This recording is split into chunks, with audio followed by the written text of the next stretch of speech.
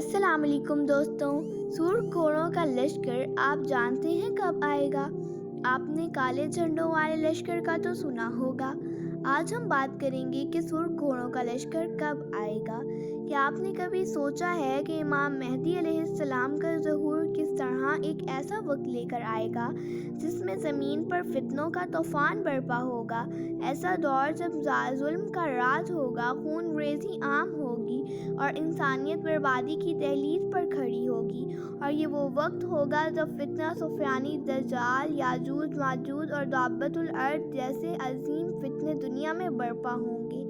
और आज हम इन फितनों की बात करेंगे और इनकी तफसीलात पर रोशनी डालेंगे और साथ इमाम मेहदी अलैहिस्सलाम के ज़हूर की अहमियत को भी समझने की कोशिश करेंगे।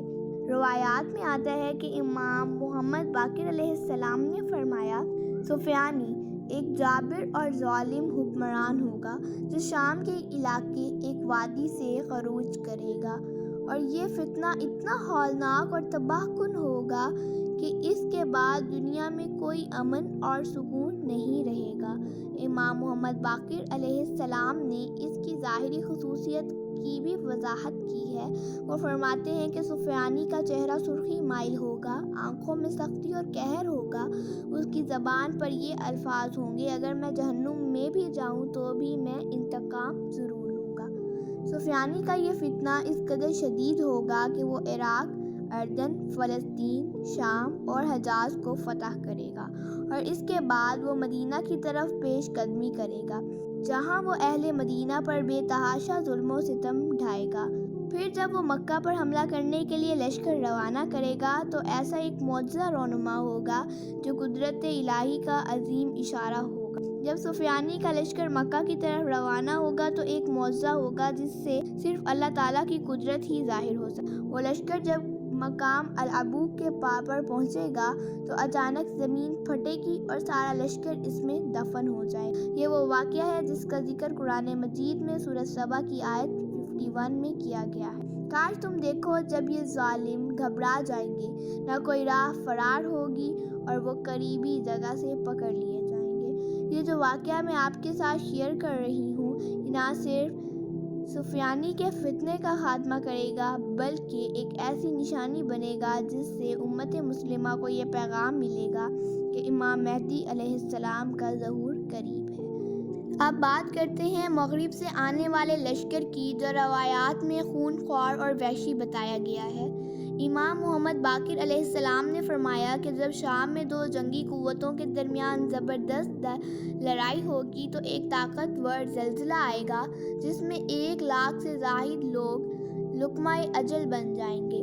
उसी वक्त मगरिब से एक लश्कर आना शुरू हो जाएगा जिसके घोड़े सुर्ख रंग के होंगे, दुमें उनकी छोटी होंगी, कान छोटे होंगे और उनके पास जंगी झंडे होंगे और ये लश्कर एक ऐसी तबाही का मंजर तख्लीक करेगा जिसे तारीख़ कभी नहीं भूलेगी। और इस लश्कर के बाद दमिश्क के करीब एक इलाके में ज़मीन धंस जाएगी और फिर एक बदतरीन शख्स जो हिंदा जगर खौरा की नस्ल से होगा दमिश्क के मिंबर पर कब्ज़ा कर लेगा। और ये वो वक्त होगा जब आलम इस्लाम पर सख्त तरीन आजमाइशों का आगाज़ होगा और ये अलामत इमाम मेहदी अलैहिस्सलाम के ज़हूर की तरफ इशारा करेंगी। हज़रत इमाम अली अलैहिस्सलाम ने फरमाया था कि जब सुफियानी का खरूज होगा तो तुम्हें इमाम मेहदी अलैहिस्सलाम के ज़हूर का इंतज़ार करना शुरू कर देना चाहिए। इमाम अली अलैहिस्सलाम की ये बातें हमें ये समझाती हैं कि इमाम मेहदी अलैहिस्सलाम का ज़हूर एक अजीम तब्दीली का पेश खैमा होगा और सुफियानी फितना इमाम मेहदी अलैहिस्सलाम की आमद का एक इशारा देगा।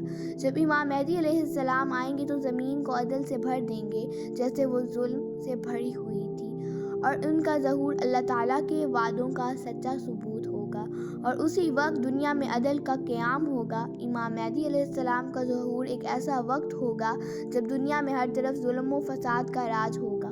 इमाम मेहदी अलैहिस्सलाम आएंगे और अल्लाह ताला के हुक्म से ज़मीन पर अदल व इंसाफ कायम करेंगे। इसी दौरान वो तमाम फितनों का मुकाबला करेंगे और दज्जाल को कत्ल करेंगे और याजूज माजूज के फितने को ख़त्म कर देंगे।